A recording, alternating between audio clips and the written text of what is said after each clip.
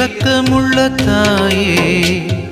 தூய கன்னி மரியே உம்மிடம் அடைக்கலம் நாடி வந்து